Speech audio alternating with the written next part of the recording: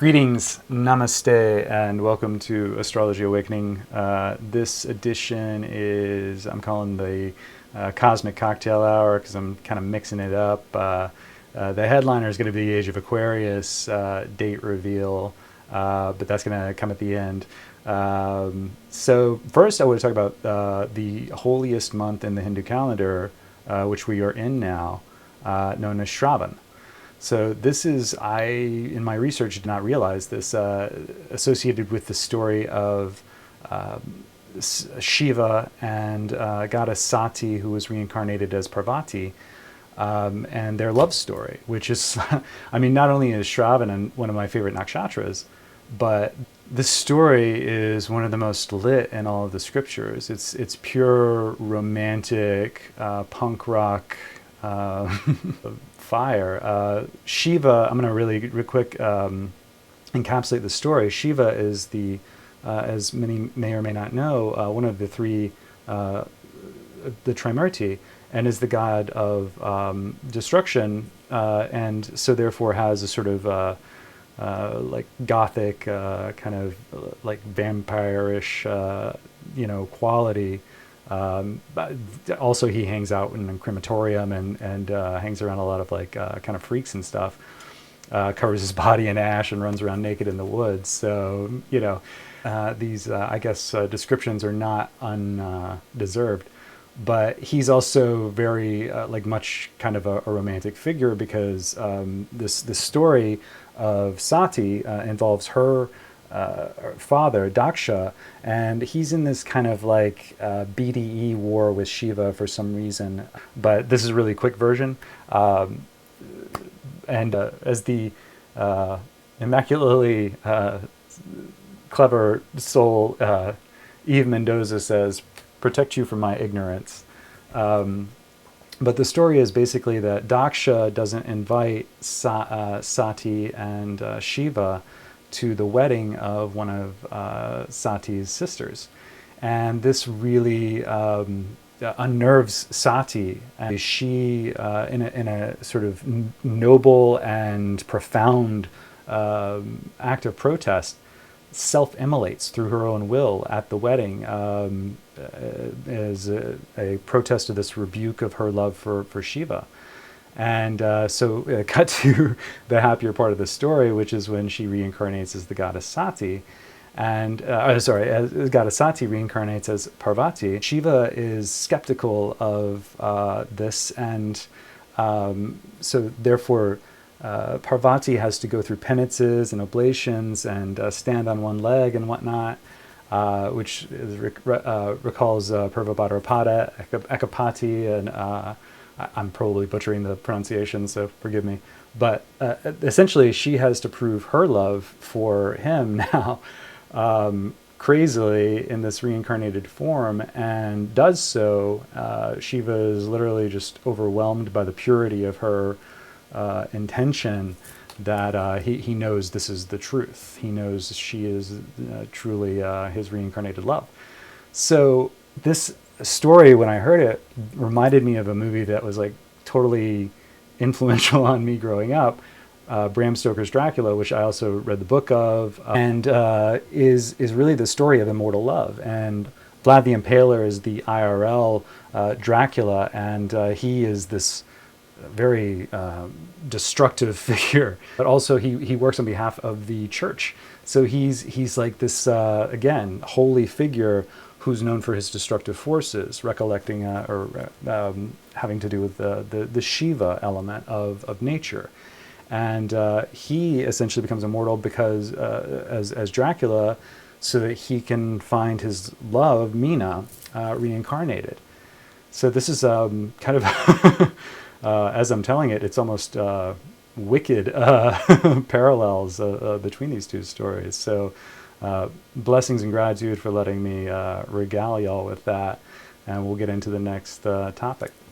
I had mentioned in a previous video that, kind of tongue-in-cheek, the sun had a slight retrograde motion. This is actually what is the known as the precession of the equinoxes, the phenomenon whereby the sun will, over the course of time, be at a different place at the same date, and this is how these ages of Pisces and Aquarius are calculated, is where the sun falls on the spring equinox and the winter solstice. Oh, okay. So before we do the Age of Aquarius date reveal, let me say thank you so much to the new subscribers and all the viewership that the last drop got. That drop is actually kind of tying in a little bit to this, because I'm going to talk about how the Mayan calendar, I'm going to pull that horse out and beat it a little bit, may actually deserve a revisit. So here we go. And again, thank you so much to all the new subscribers and any future subscribers. This channel is really it's about my my Shiva-like tendencies to need to research and destroy that research by disseminating it to y'all.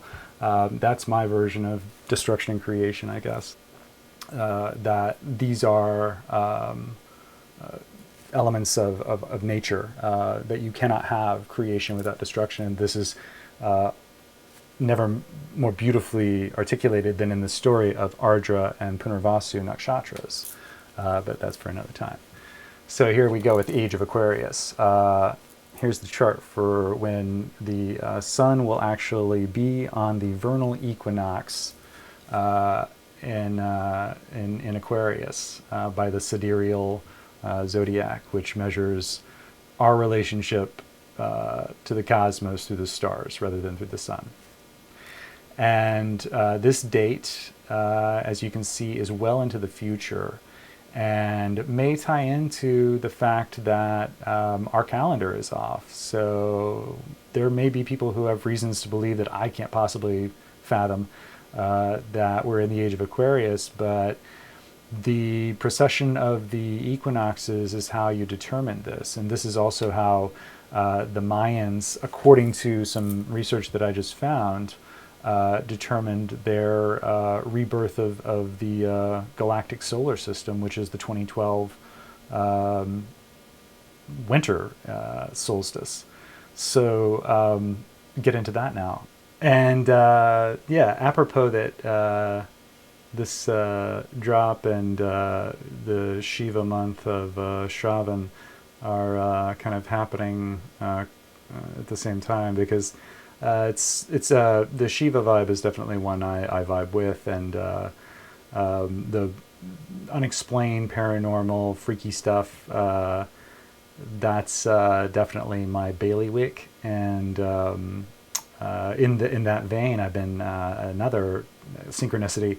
I came to very late to this cat, Art Bell, who was a talk show host, recently departed from us to the ancestors. And this cat was a phenom of alternative culture explorations.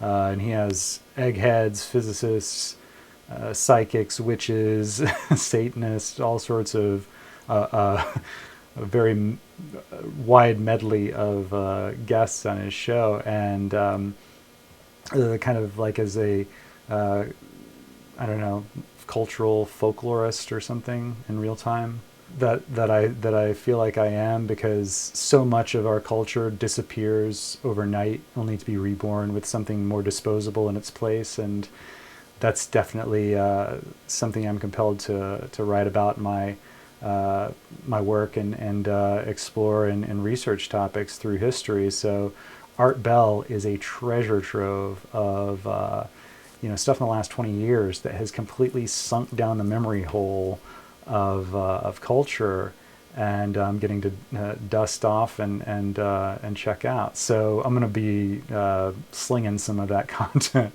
including this bit, which is great. This guy, whose name I can't recall, the gentleman wrote a book about the Mayan cosmology, and this was before 2012, I believe, and they were still speculating that this was going to be the end times and all that. And in a way, 2012 was a marker for a major shift, spiritually, culturally, and otherwise, in my opinion. Another one was right before and right after 9/11, but I'll talk about that in another post as well. But this gentleman was talking about the galactic center that the Mayans considered the cosmic womb. And he identified it as between Sagittarius and Scorpio, which is the Gandanta point, between a water sign and a fire sign. And this happens to be where the Milky Way is, which I thought was just a really amazing synergy or explosion of astrology and ancient mythology and science that all kind of came together in my mind. So I wanted to pull up a chart for the day that the Mayans calendar, and this needs a major qualification, because was the Mayan calendar correlating directly to our Julian calendar? In which case, yeah, no wonder it's off. Check out the last couple of drops if you want to know more about that. But if not, then 2012 marked a rebirth of the father, the cosmic father, through the cosmic mother's womb, the Milky Way.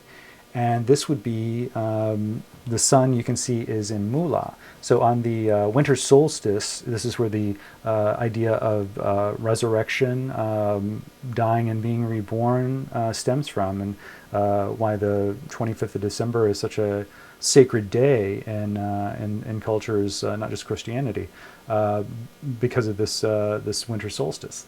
So what you have here is Sun in Mula, which is the root. It's where the scorpion's tail from Scorpio ends, is actually in Mula, is actually in Sagittarius. So when the Mayans talk about this idea of the arrow and the scorpion tail pointing at the Milky Way, at the cosmic mother's womb, that's rad.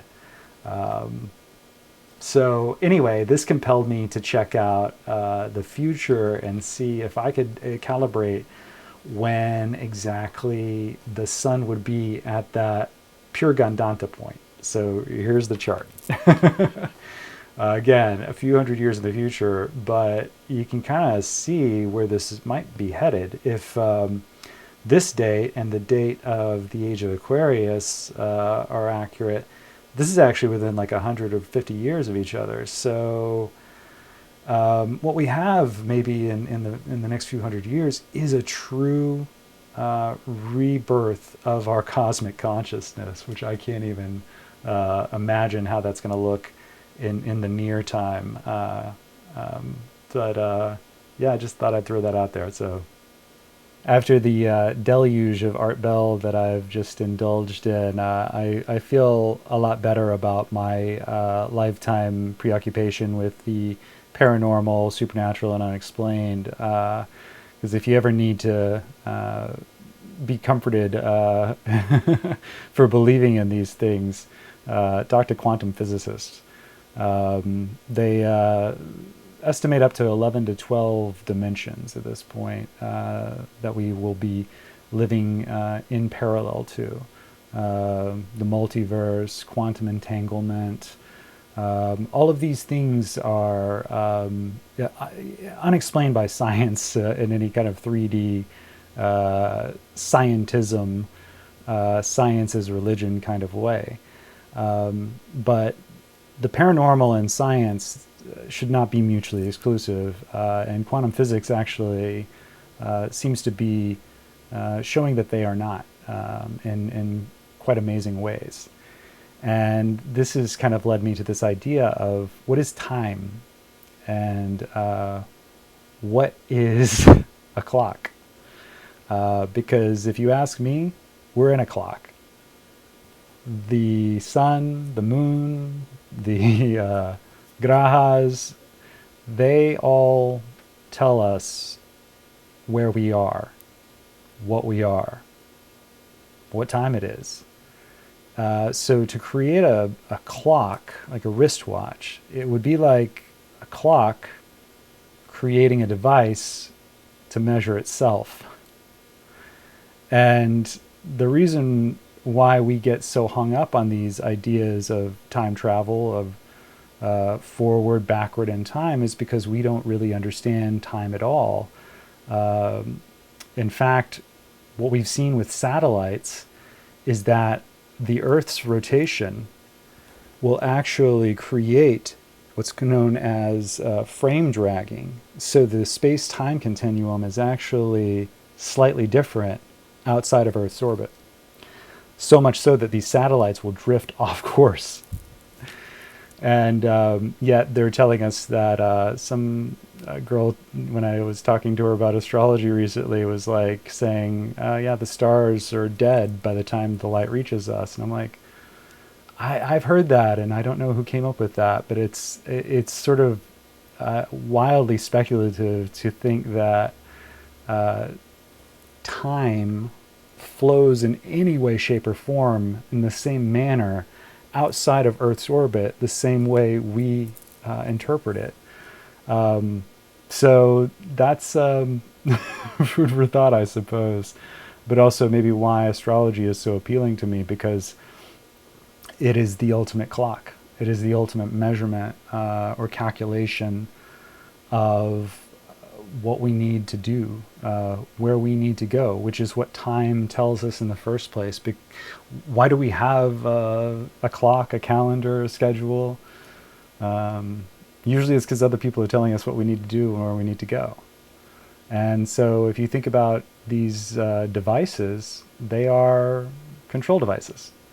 So it's about taking back control from this society and understanding that we live in a magical realm that's completely unexplained. So anybody who tells you they have the answers, as the Buddhist aphorism goes, if you meet the Buddha on the road, kill him. When I was a kid, I used to like DJ to no one. I would actually have this like boombox that I was able to record like songs and bumper music and shit. And so I would basically make these like mixtapes of me as a DJ broadcasting to no one in particular. So I suppose that's, I'm saying that because I would be doing this whether people were watching or not. It's like its own reward just to research and be able to expel what I've learned vocally. That may be part of my chart too, who knows. But I just wanted to say that thank you so much again for all who've checked out the content. And, you know, harkening back to the Mayan understanding of the Milky Way as the cosmic mother, the Milky Way is actually like, it's almost like a saucer, or like it's a spiral shape. And so this sort of corresponds to what I was saying about time. Time is not linear in any kind of conventional idea of why we can go forwards and backwards on it. It's a spiral. I mentioned the mandala effect in the last drop, and this is something I'll get into in the future a little bit, but I just want to throw this fact in. In 2015, 30% of people believed that Nelson Mandela was dead in prison. Likewise, at the same time, 66% of physicists believe that we exist in a superposition, meaning Schrodinger's cat, if anyone knows, that's a shortcut, but essentially that we are both alive and dead at the same time. So again, I'll get into these concepts a little bit more in future drops, but this goes to the concept of linear time, time's arrow, and people's obsession with wanting to go back and change the past to affect the future and create all these paradoxes. And we've been inundated with science fiction that orients our minds to a certain concept that I think may need magnificent revision in the future. So I'll just leave it at that and say the Mayans were really on to stuff. And gratitude, namaste, blessings to all.